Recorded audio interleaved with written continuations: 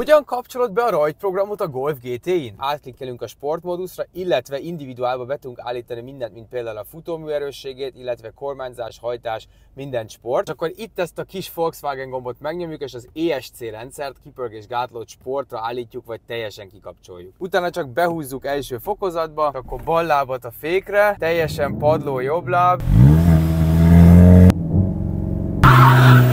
Indulunk! Hoppam! Szerintetek milyen gyorsak voltunk?